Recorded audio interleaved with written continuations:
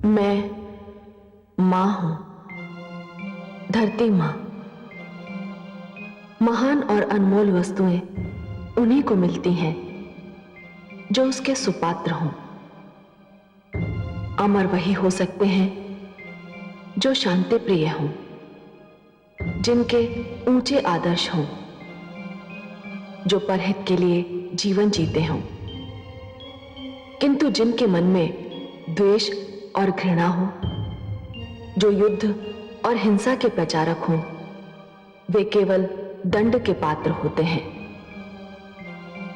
इसीलिए श्री विष्णु ने देवताओं को अमृत दिया और स्वरभानु को दंड, जिसने छल करके अमृत पी लिया था।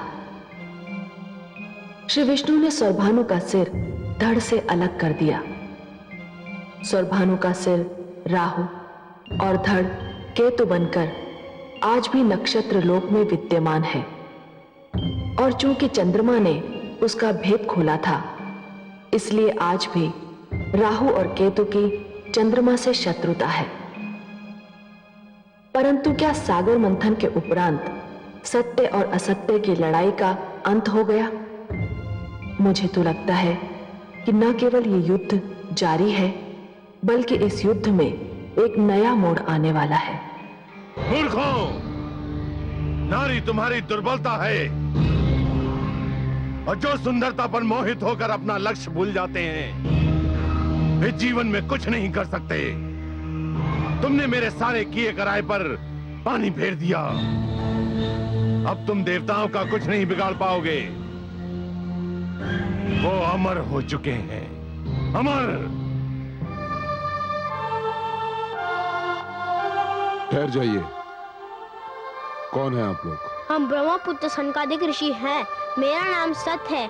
यह है सनंदन, सनत और शौनक। अपने आने का उद्देश्य बताइए। प्रभु के द्वार पर आने का उद्देश्य प्रभु के दर्शन की इच्छा के अतिरिक्त और क्या हो सकता है द्वारपालो?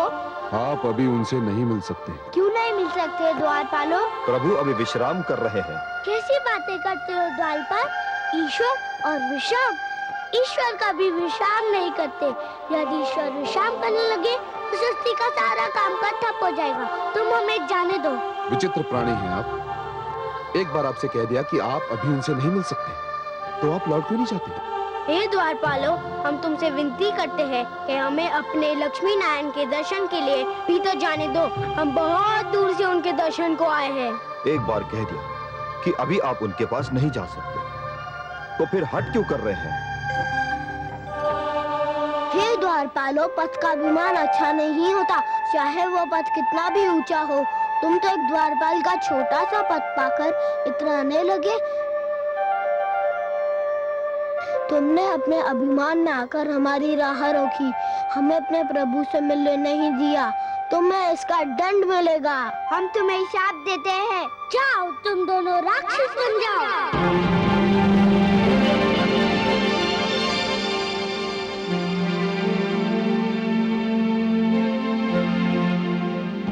हे ऋषिगण, विष्णु लोक में आपका स्वागत है। हे प्रभु, इन ऋषियों ने हमें श्राप दे दिया। हम तो केवल अपने कर्तव्य का पालन कर रहे थे प्रभु। कर्तव्य पालन? कर्तव्य पालन का अर्थ यह तो नहीं कि आप मेरे और मेरे भक्तों के बीच दीवार बन जाएं। आप दोनों से घोर अपराध हुआ है और इस अपराध का दंड तो मिलना ही था। हे जय, हे विजय, जिस प्रकार वृक्ष और उसकी जड़ का नाता कोई नहीं तोड़ सकता, उसी प्रकार मेरे और मेरे दर्शनाभिलाषी के बीच कोई नहीं आ सकता। मेरे दर्शनार्थी मेरी संपत्ति हैं जय, और स्वयं मैं उनकी संपत्ति हूं। हम दोनों का एक दूजे पर समान अधिकार है। जब भी कोई ईश्वर और भक्त के बीच आने का प्रयास करेगा, किसी न किसी रूप में अवश्य दंड पाएगा।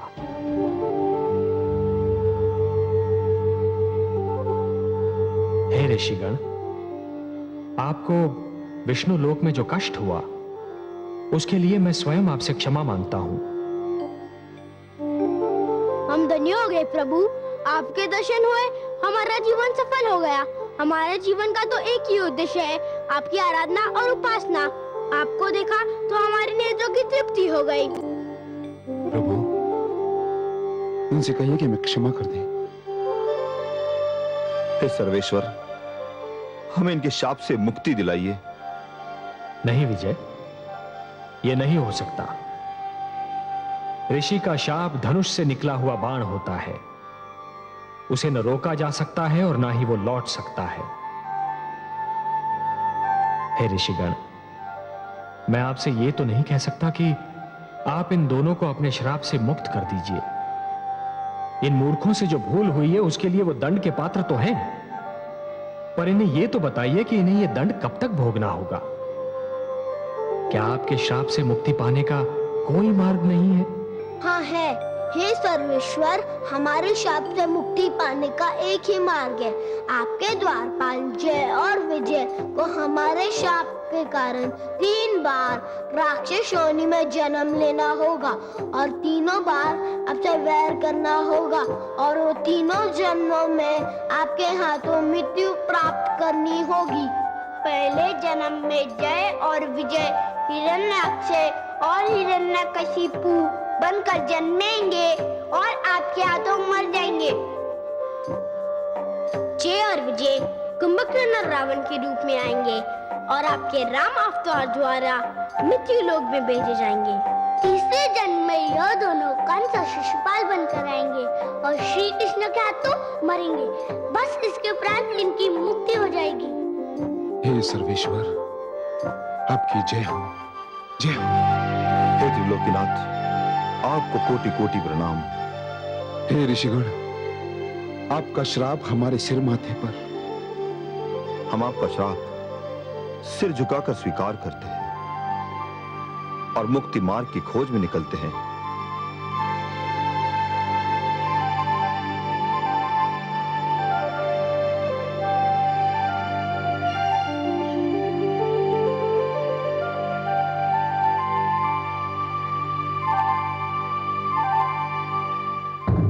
मैं मां हूं, धरती मां। सनकादिक ऋषियों के शाप ने जय और विजय को विष्णु लोक छोड़ने पर विवश कर दिया। उन्हें यह शाप केवल इसलिए मिला कि उन्हें अपने पद पर अभिमान हो गया था। वे समझने लगे थे कि श्री विष्णु के द्वारपाल जैसा पद पाकर वे अब ऋषियों और देवताओं से भी अधिक महान हो गए हैं। अपने पद पर अभिमान करना और पद का अनुचित प्रयोग करना हर युग में दंड के योग्य अपराध रहेगा। सनकादिक ऋषियों का शाप पहली बार उस समय रंग लाया जब जय ने कश्यप ऋषि की पत्नी दिति के गर्भ से असुरराज हिरण्याक्ष और विजय ने उसके अनुज हिरण्यकशिपु के रूप में जन्म लिया। ये दोनों भाई बहुत बलवान, बहुत शक्तिशाली, बहुत घमंडी, बहुत क्रोधी और क्रूर थे, पर एक दूसरे पर निछावर थे।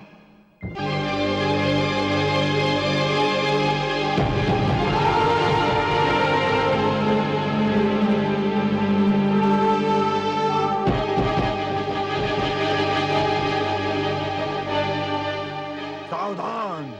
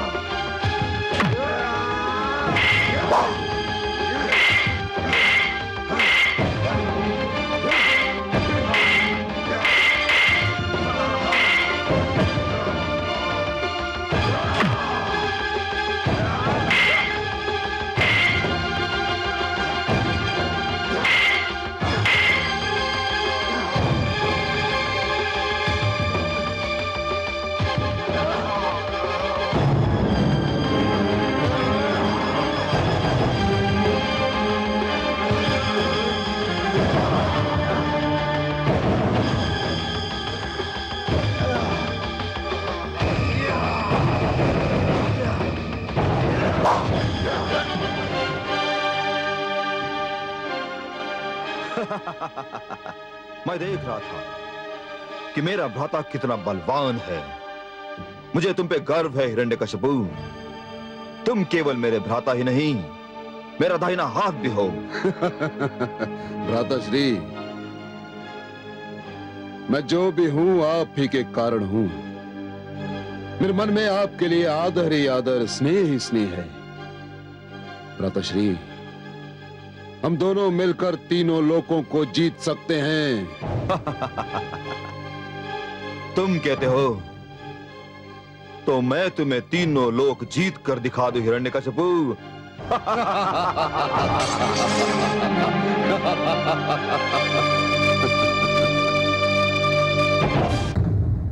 मैं मां हूं, धरती मां।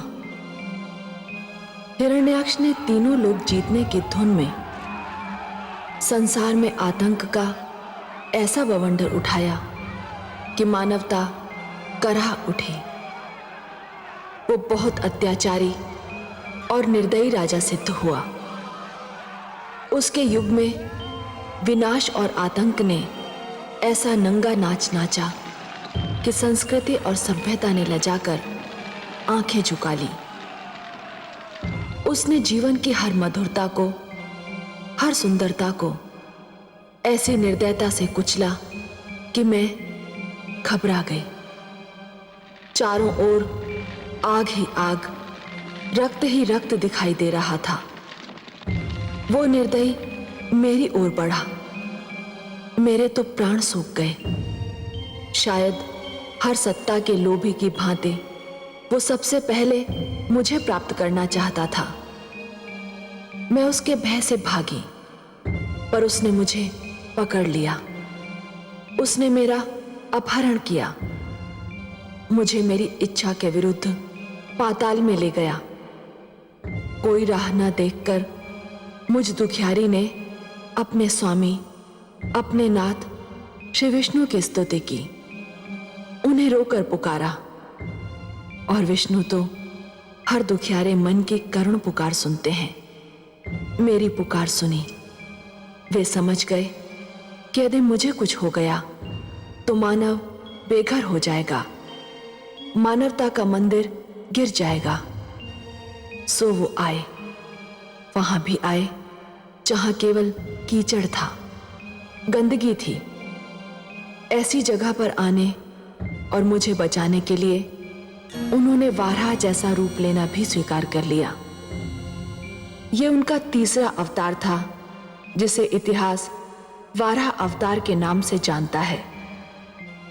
वे आए और उन्होंने मुझ अबला को असुरराज हिरण्याक्ष के पंजे से छुड़ा लिया और मानवता को बचाने, मानव का कल्याण करने के लिए हिरण्याक्ष का वध भी कर दिया।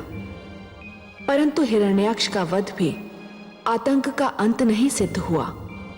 इस कहानी को तो आगे बढ़ना ही था।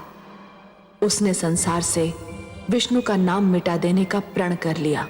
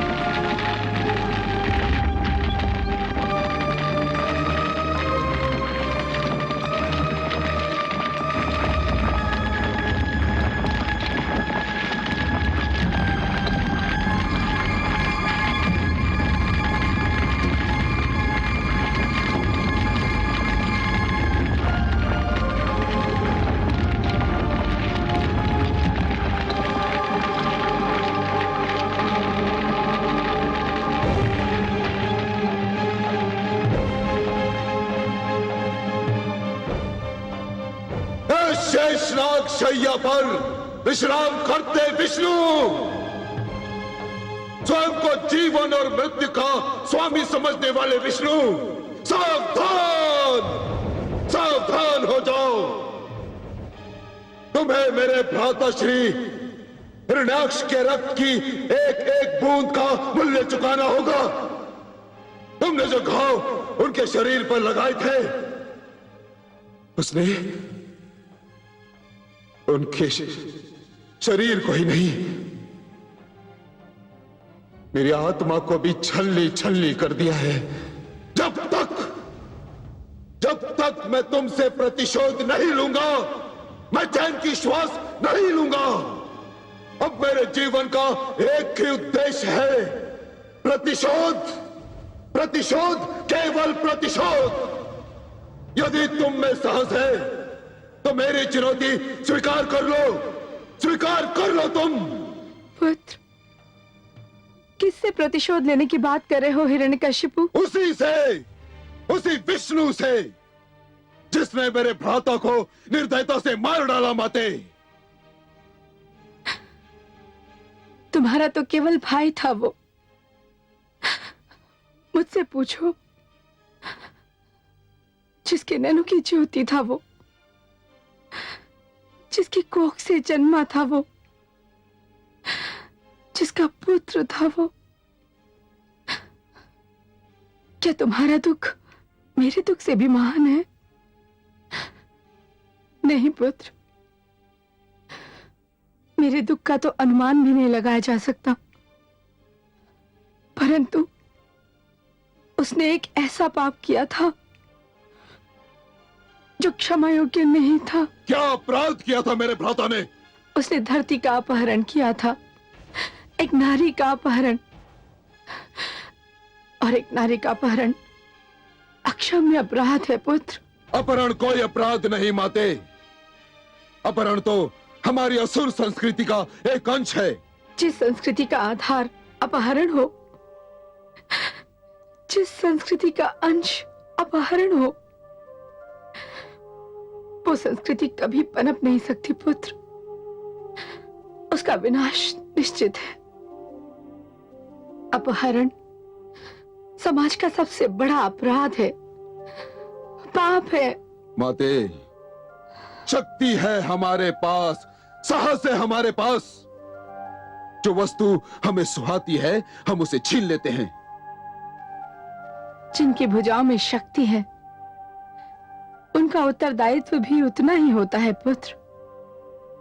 वे नारी की रक्षा करते हैं, उसका अपहरण नहीं। नहीं माते, हमारी शक्ति पर कोई भी उत्तरदायित्व अंकुश नहीं लगा सकता। जो भी हमारी महानता के समक्ष सिर नहीं झुकाएगा, हम उसे कुचल देंगे।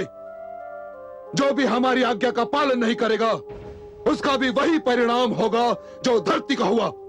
तो फिर ये भी जान लो पुत्र कि जो ऐसा अत्याचार करेगा, उसका परिणाम भी वही होगा जो पुत्र हिरण्याक्ष का हुआ था। तुम विष्णु की शक्ति को नहीं जानते पुत्र। और विष्णु मेरी शक्ति को नहीं जानता माते। परंतु जिस दिन मैं उसे उसकी शेष शैया से नीचे घसीट लूंगा, उसके सिंहासन को डामाडोल कर दूंगा, उस अभिमानी से उसकी सारी शक्ति और देवताओं से उनका प्रताप छीन लूंगा।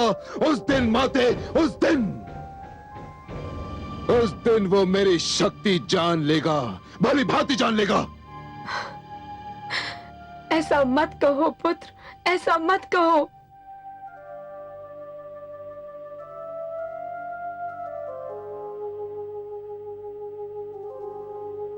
माते, तुम्हारी सौगंध, मैं इस सृष्टि से विष्णु का नाम मिटा दूंगा। मैं उसके किसी भी नाम लेवा को जीवित नहीं छोड़ूंगा। सेनापति विडाल,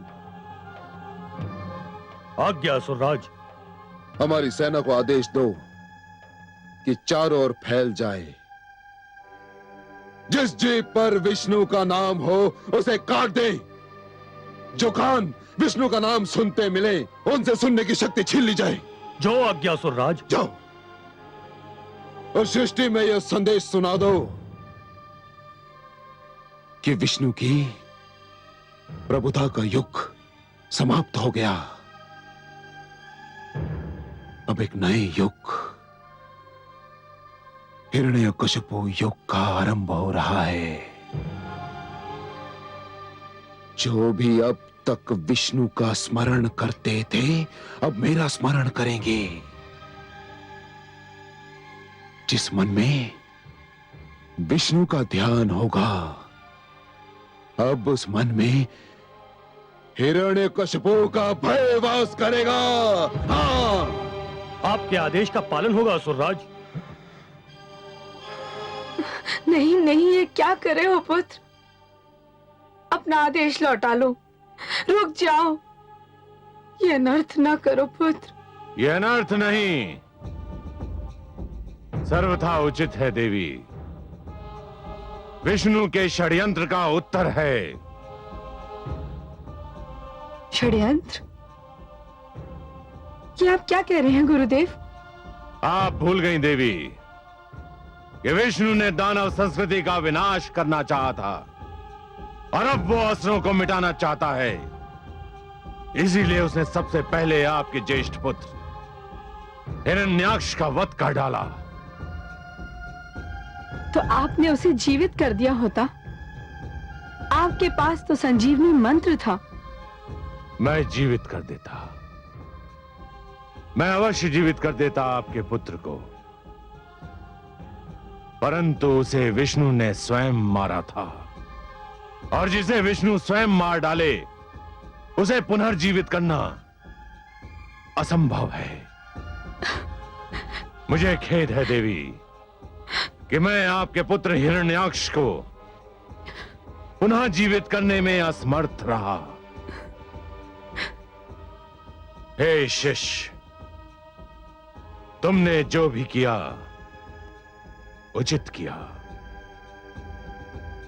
पर इससे केवल विष्णु को स्मरण करने वालों का ही सर्वनाश होगा।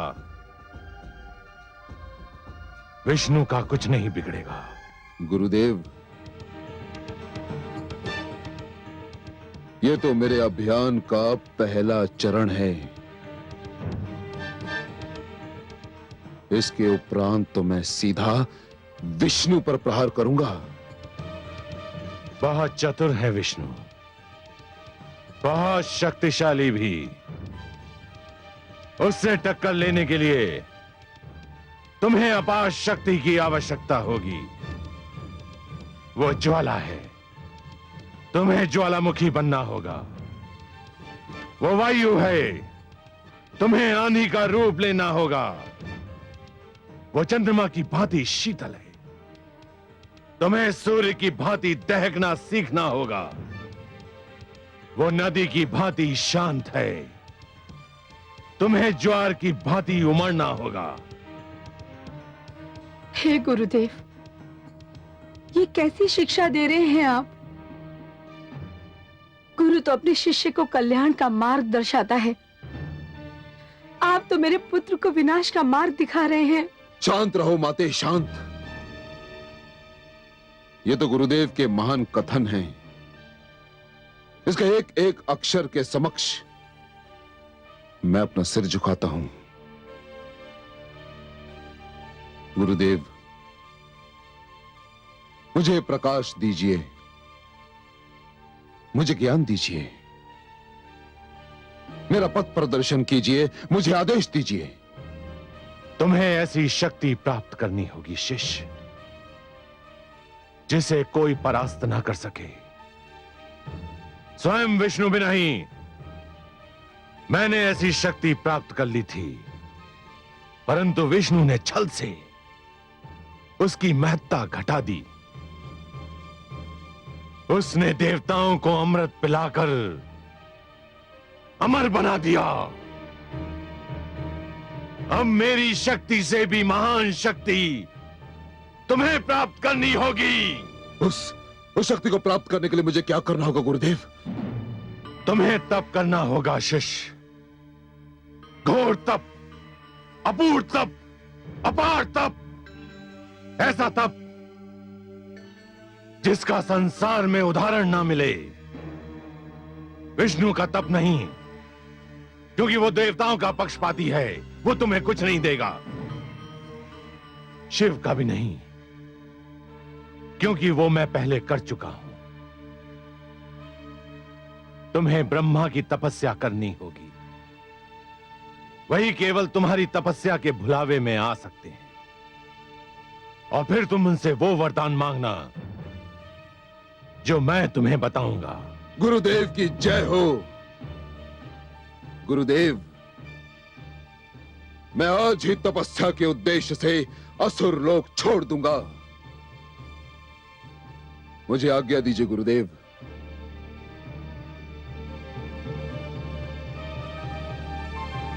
प्रणाम माते।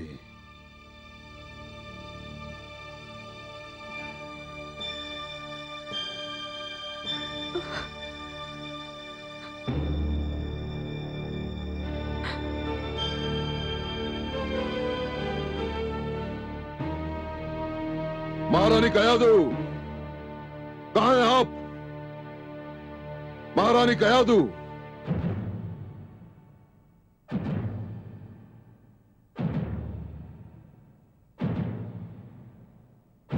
महारानी कयादू।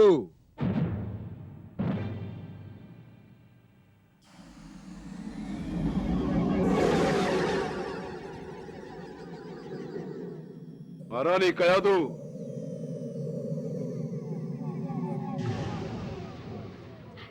इस समय मैं जो मांगती मुझे मिल जाता। मैं आप ही की प्रतीक्षा कर रही थी स्वामी। मुझे आपको एक शुभ समाचार देना था। समाचार तो मुझे भी देना था, पर मुझे भय है कि यह समाचार आपके लिए शुभ नहीं होगा महारानी। क्या समाचार लाए हैं आप? शिष्टाचार की मांग है कि शुभ समाचार पहले सुन लिया जाए। पहले आप कहिए, क्या समाचार है आपके पास? आप पिता बनने वाले हैं। स्वामी, आप प्रसन्न नहीं हुए? कौन व्यक्ति पिता बनने का समाचार सुनकर प्रसन्न नहीं होगा महारानी? पर अशुभ समाचार यह है कि मैं अपने पुत्र के जन्म तक यहां रुक नहीं सकता। क्या आप कहीं जा रहे हैं? हाँ प्रिय, मैं जा रहा हूं विष्णु से प्रतिशोध लेने की शक्ति को प्राप्त करने।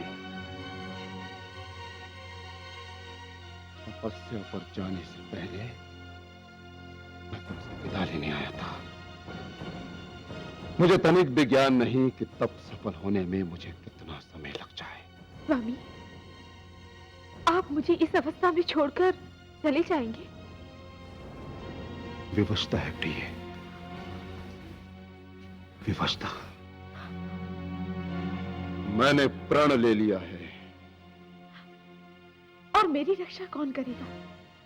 आप मुझे किसके आश्रय छोड़े जा रहे हैं? जब तक आप नहीं आएंगे तब तक मैं क्या करूंगी? आपकी रक्षा में कोई कमी नहीं रहेगी महारानी। सेनापति विडाल। आज्ञा सुराज। मैं गुरुदेव के आदेशानुसार तप करने के उद्देश्य से असुर लोक छोड़कर जा रहा हूं। महारानी कयादू की रक्षा का उत्तरदायित्व मैं तुम्हें सौंपता हूं। क्योंकि असुर लोक में मेरे उपरांत सबसे बलवान और शक्तिशाली तुम हो विडाल। मेरे लौट कर आने तक तुम इनकी रक्षा करोगे। किंतु ये जान लो विडाल कि यदि तुमने कोई चूक की तो मेरे दंड से बच नहीं पाओगे। यदि मैं महारानी क्यादू की रक्षा में असफल रहा सुराज, तो आप मुझे दंड देने के लिए जीवित ही नहीं पाएंगे। जब तक मेरे शरीर में एक भी सांस और रक्त की एक भी बूंद शेष है, मैं महारानी क्यादू की रक्षा का वचन देता हूं। लाल, मुझे तुमसे यही आशा थी। हमारे दूसरे आदेश का क्या हुआ? सैनिक चारों ओर फैला दिए गए हैं। विष्णु के विरुद्ध अभियान आरंभ हो चुका है। आपकी जय हो असुरराज।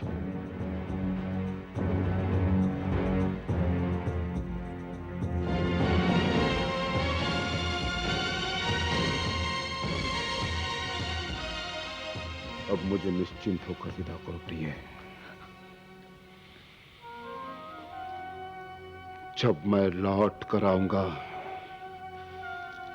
तो मेरे पास इतनी शक्ति होगी कि कोई मेरे परिवार की ओर आंख उठाकर देखने का साहस भी नहीं करेगा।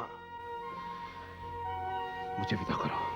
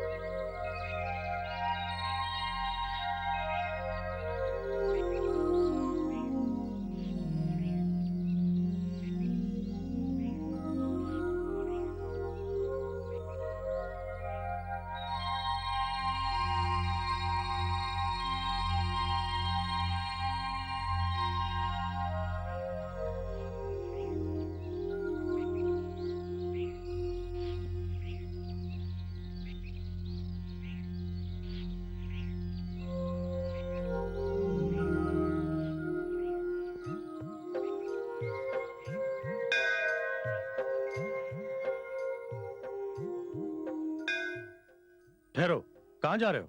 मंदिर में। क्यों जा रहे हो मंदिर में? अपने विष्णु भगवान की पूजा करने, जो मैं नित्य दिन करता हूं। कल भी की थी, आज भी करूंगा। कल की थी, आज नहीं करोगे। कल तुम्हारे लिए विष्णु की पूजा का अंतिम दिन था। क्यों? ये कैसी अनोखी बात कर रहे हो तुम? मैं ठीक कह रहा हूं।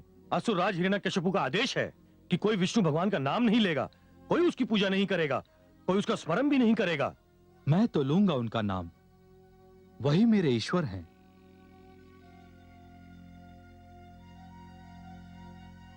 ठहरो, तुम अंदर नहीं जा सकते।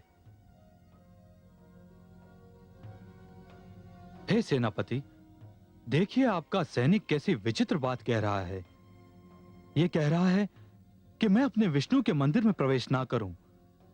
आप इसे समझाइए कि विष्णु का नाम तो मेरे रोम रोम में बसा हुआ है। अच्छा, तो तुम्हारे रोम रोम में बसा हुआ है विष्णु का नाम। अब मैं निकालता हूं तुम्हारे रोम रोम से विष्णु का नाम। विष्णु! हे सर्वेश्वर! क्या बात है प्रिय?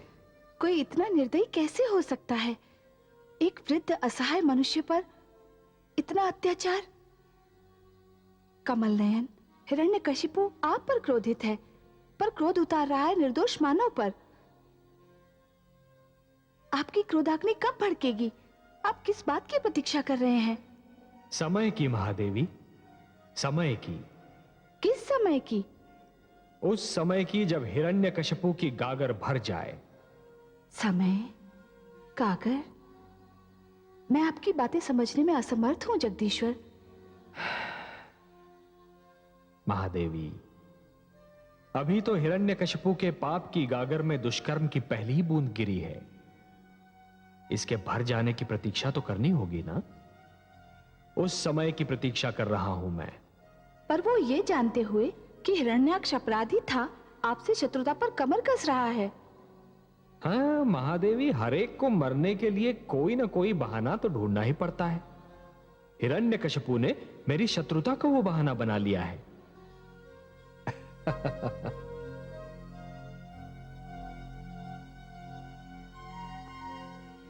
हे देवगण, हिरण्यकशिपु ने श्री विष्णु के विरुद्ध अभियान आरंभ कर दिया है। हमें चुप नहीं बैठना चाहिए। परंतु देवेंद्र, हिरण्यकशिपु भला हमारे भगवान विष्णु का क्या बिगाड़ सकता है? राई कभी पर्वत के सामने टिक नहीं सकती देवराज। पर यदि हमारे होते श्री विष्णु को हिरण्यकशिपु को दंड देने का कष्ट स्वयं उठाना पड़े तो हमारे लिए इससे बड़ी लज्जा की बात और क्या हो सकती है? सागर मंथन के समय उन्होंने हमारी जो सहायता की वो हमारे लिए एक ऋण के समान है। ये तो सत्य है देवराज।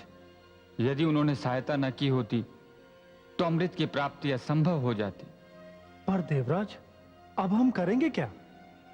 हम हिरण्यकशिपु की तपस्या भंग कर देंगे। तपस्या भंग? सोच लीजिए देवराज, हमने पहले भी एक बार दैत्य गुरु शुक्राचार्य की तपस्या भंग करनी चाहिए थी, परंतु उल्टे हमें ही हानि पहुंची थी। उनकी बात और थी और हिरण्यकशिपु तो असुर है। इस बार हम कोई भूल नहीं करेंगे और श्री विष्णु का ऋण चुकाने का यही अवसर है। ओम ब्रह्मदेवाय नमः। ओम प्रजापतये नमः। ओम ब्रह्मदेवाय नमः। ओम प्रजापतये नमः। ओम ब्रह्मदेवाय नमः। ओम प्रजापतये नमः।